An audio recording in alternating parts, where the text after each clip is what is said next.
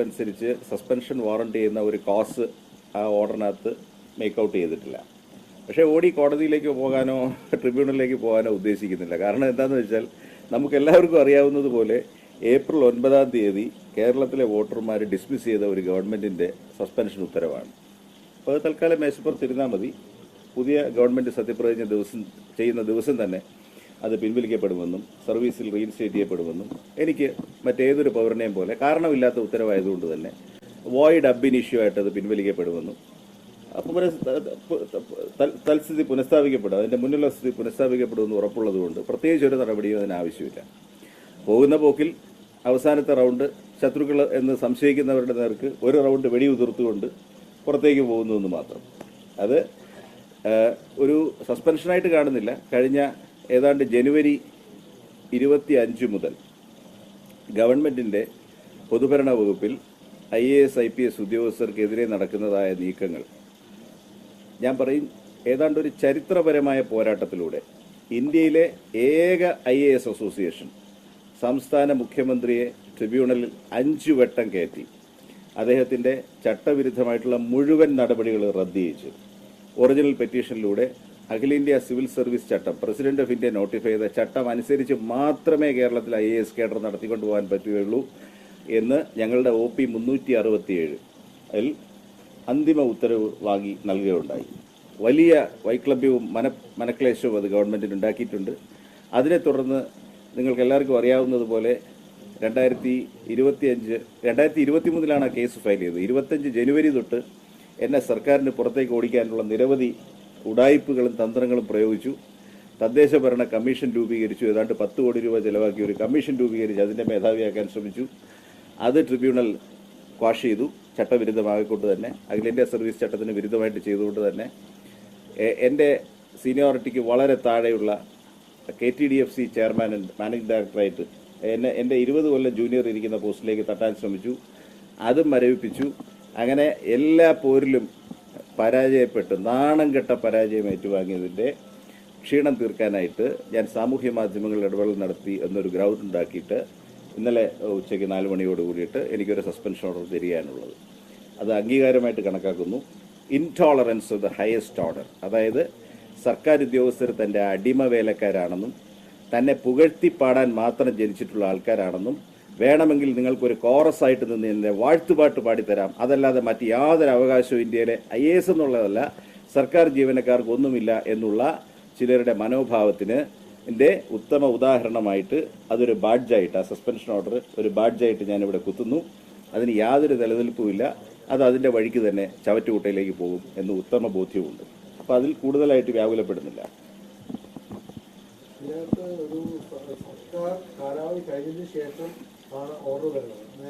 അല്ല, ഞാൻ ഈ സാമൂഹ്യ മാധ്യമത്തിലും മറ്റു മാധ്യമങ്ങളിലും നടത്തിയ പ്രസിദ്ധീകരണത്തിൻ്റെ കട്ടിങ് എടുത്തുകൊണ്ട് ഒരു സ്വകാര്യ പരാതി ഇലക്ഷൻ കമ്മീഷനിൽ കൊണ്ടുപോയി മാർച്ച് മാസത്തിൽ അത് മോഡൽ കോഡ് ഓഫ് കണ്ടക്റ്റിനെതിരാണെന്ന് വരുത്തി തീർക്കാൻ ഒരു ശ്രമം നടത്തിയിരുന്നു. ഇലക്ഷൻ കമ്മീഷൻ അത് അവരുടെ ലീഗൽ അഡ്വൈസ് എടുത്ത ശേഷം ഇത് ഇലക്ഷൻ പെരുമാറ്റച്ചട്ടമായിട്ട് ഒരു ബന്ധവുമില്ലെന്നും ഇതൊരു താത്വികമായ ലേഖനമാണെന്നുള്ളതും എന്നാൽ ഇതിൻ്റെ അച്ചടക്ക വശം സർക്കാരിന് പരിശോധിക്കുക, അതിലേക്ക് ഞങ്ങൾ കടക്കുന്നില്ല എന്ന് പറഞ്ഞിട്ട് അവർ റിപ്പോർട്ട് ചെയ്യുകയും എനിക്കതിൻ്റെ കോപ്പി തരികയും ചെയ്തിരുന്നു. ആ ഫയൽ പ്രൊസീഡ് ചെയ്താണ് ഇന്നലെ ഇവർ സസ്പെൻഷനിൽ എത്തിച്ചിരിക്കുന്നത്. അത് സസ്പെൻഷൻ ഓർഡറിലില്ലല്ലോ. മാധ്യമങ്ങളിൽ നടത്തിയ ഇടപെടൽ സർക്കാരിൻ്റെ താല്പര്യത്തിനെതിരാണ് എന്ന മട്ടിലാണ് പറഞ്ഞിരിക്കുന്നത്. അതേതാണ് പരാമർശം എന്ന് പറയുന്ന മുറയ്ക്ക് എനിക്ക് റിപ്ലൈ ചെയ്യാൻ പറ്റുള്ളൂ. മുഖ്യമന്ത്രി താഴെയുള്ള ഒരാളിന് പ്രിൻസിപ്പൽ സെക്രട്ടറി റാങ്കിലുള്ള ഒരു ഉദ്യോഗസ്ഥനെതിരെ ഒരു നടപടിയും സ്വീകരിക്കാൻ സാധിക്കില്ലല്ലോ. മുഖ്യമന്ത്രിയുടെ അംഗീകാരം ഇല്ലാതെ സ്വീകരിക്കാൻ സാധിക്കില്ല. ഇപ്പം തുടക്കം തൊട്ടേ ഞാൻ പറയുന്നത് ഇപ്പോഴല്ല, 23 ഞങ്ങൾ ഫയൽ ചെയ്ത ഒറിജിനൽ പെറ്റീഷൻ തൊട്ട് തന്നെ മുഖ്യമന്ത്രി ബഹുമാനപ്പെട്ട ശ്രീ പിണറായി വിജയനെതിരെയാണ് ഞങ്ങൾ കേസ് നടത്തുന്നത്. അദ്ദേഹം ഡെസിഗ്നേറ്റ് ചെയ്ത അഡ്വക്കേറ്റ് ജനറൽ തന്നെയാണ് കേസ് ബാധിച്ചിട്ടുള്ളത്. എനിക്ക് അഭിമാനപൂർവ്വം പറയാൻ പറ്റും, സ്റ്റേറ്റിൻ്റെ അഡ്വക്കേറ്റ് ജനറൽ അപ്പിയർ ചെയ്ത 5 മാറ്റേഴ്സിലും കേരള IAS അസോസിയേഷനാണ് ജയിച്ചത്. ഞാനാണ് പെറ്റീഷണർ. സ്വാഭാവികമായിട്ടും എന്നോട് നീരസം ഉണ്ടാവും. അപ്പോൾ അതുകൊണ്ട് അങ്ങോട്ടേറ്റ ഡാമേജുമായിട്ട് നോക്കുമ്പോൾ ഈ സസ്പെൻഷൻ ഓർഡർ തീരെ നിസ്സാരമാണ്. അത് എന്നെ തള്ളിക്കളയുന്നു, അത്രയേ ഉള്ളൂ. ഉത്തമ ഉദാഹരണമല്ലേ ഞാൻ പറഞ്ഞത്. തുടർ ഭരണത്തിലേക്ക് കടന്നാൽ തുടർ ഭരണത്തിൽ എത്തിയില്ല, അതിന് കാലാവധി തീരുന്നതിന് 4 ദിവസം മുമ്പ് തന്നെ ഇവിടെ ആരും മിണ്ടാൻ പാടില്ല എന്ന് പറഞ്ഞിട്ട് ഓർഡേഴ്സ് പുറപ്പെടുവിച്ചിരിക്കുകയല്ലേ. നിങ്ങളൊരു കാര്യം ശ്രദ്ധിച്ചാൽ മതി. ഞാൻ അതിൻ്റെ ഒരു പശ്ചാത്തലം പറഞ്ഞുതരാം. ഒന്നാം പിണറായി സർക്കാരിൽ സാമാന്യം നല്ല നിലയിലുള്ള ടീം വർക്ക് അഖിലേന്ത്യാ സർവീസും സീനിയർ ഉദ്യോഗസ്ഥരുമായിട്ട് ഗവൺമെൻറ് ഉണ്ടായിരുന്നു. പ്രത്യേകിച്ച് പ്രളയത്തിൻ്റെ സമയത്ത്, കോവിഡിൻ്റെ സമയത്ത് അക്ഷീണം എത്തിച്ച ഒരു സിവിൽ സർവീസ് ലീഡർഷിപ്പിനെയാണ് നമ്മൾ കണ്ടത്. അത് നമ്മുടെ ആ സമയത്തെ ഗവൺമെൻറ്റിൻ്റെ വിജയത്തിൻ്റെയും തുടർഭരണത്തിൻ്റെയും ഒരു വലിയ ഘടകമായിരുന്നു. ഒറ്റ കോംപ്ലിമെൻ്റായിട്ട് പല മിനിസ്റ്റേഴ്സും, സീനിയർ മിനിസ്റ്റേഴ്സ് എല്ലാം തന്നെ സിവിൽ സർവീസിനെ വിശ്വാസത്തിലെടുത്തുകൊണ്ട് അങ്ങേയറ്റം സത്യസന്ധമായിട്ട് അവരൊരു ടീം വർക്കോട് കൂടിയിട്ട് പ്രവർത്തിക്കുന്ന സമീപനമാണ് കണ്ടിട്ടുള്ളത്. പക്ഷേ രണ്ടാം സർക്കാരിൽ I am sorry to say ഏതാണ്ട് 22-23 ആയപ്പോഴേക്കും ഈ താളം തെറ്റാൻ തുടങ്ങി. അതിൻ്റെ പ്രധാനപ്പെട്ട പ്രശ്നം, രണ്ടാം സർക്കാരിൽ ഞങ്ങൾ കണ്ട വ്യത്യാസം എന്ന് പറയുന്നത് ഏകദേശം, എനിക്ക് കൃത്യ നമ്പർ അറിയില്ല, 10-12 ലോങ് റിട്ടയർഡ് ഓഫീസേഴ്സ് പല രീതിയിലും ഗവൺമെൻറ്റിലെ കോർ പൊസിഷൻസിൽ പ്രവർത്തിക്കാൻ ആരംഭിച്ചു. അതിൽ പ്രത്യേകിച്ച് മുഖ്യമന്ത്രിയുടെ പ്രിൻസിപ്പൽ സെക്രട്ടറിയായിട്ട് എപ്പോഴും ഒരു സർവിംഗ് IAS ഓഫീസർ ഉണ്ടാവുന്നതാണ്. ഇത് വളരെ ക്രൂഷ്യൽ പോസ്റ്റാണ്. കാരണം ആ പ്രിൻസിപ്പൽ സെക്രട്ടറിയാണ് ചീഫ് സെക്രട്ടറിയോടൊപ്പം മറ്റെല്ലാ വകുപ്പുകളെയും മുഖ്യമന്ത്രിയുടെ ഓഫീസുമായിട്ട് ഏകോപിപ്പിക്കുന്നത്. ഒന്നാം സർക്കാരിൽ ശ്രീ M. ശിവശങ്കർ ഉണ്ടായിരുന്നു. ശിവശങ്കർ ചില സാഹചര്യങ്ങളിൽ സസ്പെൻഷനിലായെന്നൊക്കെ ഉള്ളത് സത്യമാണ്. അദ്ദേഹത്തിനെതിരെ ആരോപണങ്ങളുണ്ടെന്നുള്ളത് സത്യമാണ്.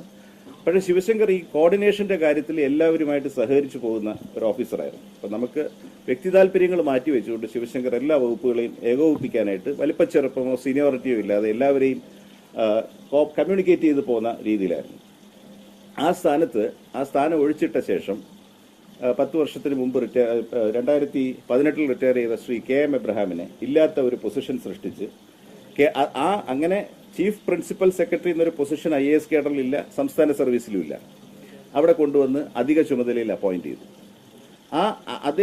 അദ്ദേഹത്തിൻ്റെ കിഫ്ബിയിലെ ചുമതലയും അവിടെ ഒരു കോക്കസ് ഫോം ചെയ്ത് കഴിഞ്ഞപ്പോൾ സിവിൽ സർവീസുമായിട്ട് ടോട്ടലി ഔട്ട് ഓഫ് സിങ്ക് ആയിട്ട് മാറി.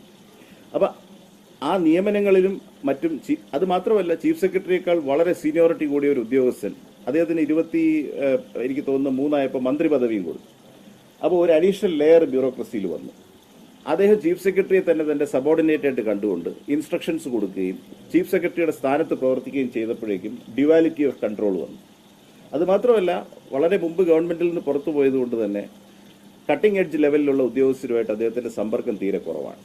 അപ്പോൾ ഇതിൽ നിന്നാണ് ഈ 23 കേസുകളും, ഈ കേസുകളെല്ലാം വളരെ പേഴ്സണലായിട്ട് എടുത്തുകൊണ്ട്, അപ്പോൾ ഞങ്ങൾ ഈ കേഡർ തസ്തികകൾ പുനർനാമകരണം ചെയ്ത് നിയമിക്കരുത് എന്ന് പറഞ്ഞിപ്പോൾ IMGയിൽ ഒരു കേസ് കൊടുക്കുമ്പോൾ ഉടൻ തന്നെ സർവീസിൽ ഒന്നിച്ച് പ്രവർത്തിച്ച K. ജയകുമാറും KM എബ്രഹാമും അത് വ്യക്തിപരമായിട്ട് എടുക്കുകയാണ്. കാരണം അത് രണ്ടുപേരെയും ബാധിക്കുന്ന ഒരു വിഷയമാണല്ലോ.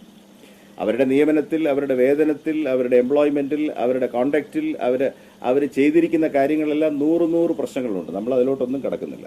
നമ്മൾ ആകെ പറയുന്നത് സിവിൽ സർവീസുമായിട്ടുള്ള ഏകോപനം അവിടെ വെച്ച് കാര്യമായി താളം തെറ്റി. ആ താളം തെറ്റിയതിൻ്റെ അടിസ്ഥാനത്തിലാണ് ഈ ലിറ്റിഗേഷൻസ് ആരംഭിക്കുന്നത്.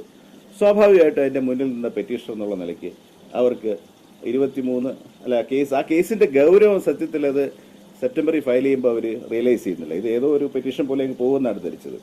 ഇപ്പോൾ വാസ്തവത്തിൽ ഈ കഴിഞ്ഞ ആഴ്ച ഞാൻ 2 കാര്യങ്ങൾ നിയമപരമായിട്ട് ചെയ്തിട്ടുണ്ട്. ഒന്ന്, എക്സൈസ് കമ്മീഷണറുടെ പോസ്റ്റിൽ IAS ഓഫീസർക്ക് ചുമതല കൊടുക്കാൻ ആ കോമൺ ഓർഡറിൽ വിധിയുണ്ടായിരുന്നു. അതവർ ചെയ്തില്ല.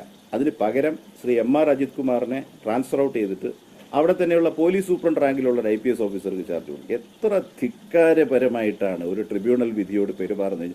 IAS ഓഫീസറെ കേഡർ തസ്തികയിൽ നിയമിക്കേണ്ട പോസ്റ്റിൽ, എന്നാൽ ശ്രീ അജിത് കുമാർ ADGP റാങ്കുള്ള ഉദ്യോഗസ്ഥനായിരുന്നു. ADGP എടുത്ത് മാറ്റിയിട്ട് ഒരു SPക്ക് ചാർജ് കൊടുക്കും. അതിൽ ഞാൻ കണ്ടംപ്റ്റ് ഫയൽ ചെയ്തു. ചീഫ് സെക്രട്ടറി കണ്ടംപ്റ്റ് നോട്ടീസ് പോയിട്ടുണ്ട്. അദ്ദേഹം ഇപ്പോൾ മെയിൽ കണ്ടംപ്റ്റ് നോട്ടീസ് ആൻസർ ചെയ്യണം. അതിനുശേഷം ഞങ്ങൾ പരാതി കൊടുത്തു. അതായത് സെക്രട്ടറി ടു ഗവർണർ കേഡർ തസ്തികയാണ്, IAS ഓഫീസർ വഹിക്കേണ്ട പോസ്റ്റാണ്. ഇപ്പോൾ വഹിച്ചുകൊണ്ടിരിക്കുന്ന ഒരു ഡെപ്യൂട്ടി സെക്രട്ടറിയാണ് രാജ്ഭവൻ സർവീസിലെ ഡെപ്യൂട്ടി സെക്രട്ടറിക്ക് IAS ഓഫീസറുടെ ചാർജ് കൊടുത്തിരിക്കുകയാണ്. ചട്ടവിരുദ്ധമാണ്. അതും സെക്രട്ടറി ടു ചീഫ് മിനിസ്റ്റർ, ഈ 2 പദവി. അത് മാത്രമല്ല, നമുക്കെല്ലാം അറിയാം, മന്ത്രിസഭ കാലാവധി പൂർത്തിയാക്കിയാൽ ഉടനടി പുതിയ മന്ത്രിസഭയെ സത്യപ്രതിജ്ഞ ചെയ്യിക്കേണ്ട സ്റ്റെപ്സിലേക്ക് കടക്കണം. അതിൻ്റെ സ്റ്റെപ്പുകൾ എടുക്കേണ്ടത് ഗവർണറുടെ സെക്രട്ടേറിയറ്റാണ്. അവിടെ ചട്ടപ്രകാരമുള്ള ഉദ്യോഗസ്ഥനില്ല. മുഖ്യമന്ത്രിയുടെ ഓഫീസിൽ കാര്യങ്ങൾ നിയന്ത്രിക്കാനും വകുപ്പുകളുമായിട്ട് ഏകോപിപ്പിക്കാനുള്ള ഉദ്യോഗസ്ഥനുമില്ല. 2 അനർഹരായിട്ടുള്ള ആളുകൾ. ഒന്ന് റിട്ടയർ ചെയ്ത ഒരു IAS ഉദ്യോഗസ്ഥനും മറ്റൊരു ഡെപ്യൂട്ടി സെക്രട്ടറി പദവി വഹിക്കുക. ഇക്കാര്യത്തിൽ ഞാൻ ഈ ആഴ്ച ചീഫ് സെക്രട്ടറിക്ക് പരാതി കൊടുത്തിരുന്നു. വ്യക്തമായിട്ട് നിങ്ങളിത് തിരുത്തുന്നില്ലെങ്കിൽ ഇക്കാര്യത്തിലും കോടതിയെ വീണ്ടും സമീപിക്കുമെന്നും പറഞ്ഞിരുന്നു. അപ്പോൾ സസ്പെൻഷൻ ഓർഡർ കൂടുതലും ഇതിൻ്റെ ഒരു തുടർച്ച. 23-ൽ തുടങ്ങിയ ഈ ലീഗൽ ബാറ്റിലിൻ്റെ ഒരു തുടർച്ചയായിട്ട് മാത്രമേ കാണുന്നുള്ളൂ. അത് കാണിച്ച് ഭീഷണിപ്പെടുത്താനായിട്ട് പരിശ്രമിക്കേണ്ടതില്ല. അതൊക്കെ കാലാന്തരത്തിൽ മാഞ്ഞു പോകുന്ന കാര്യങ്ങളാണ്. പോരാടി വന്ന കാര്യങ്ങൾക്ക് വേണ്ടി വീണ്ടും ഞങ്ങളെല്ലാവും വിധം ശക്തമായി ഒരുമയോടുകൂടി മുന്നോട്ട് തന്നെ പോകും.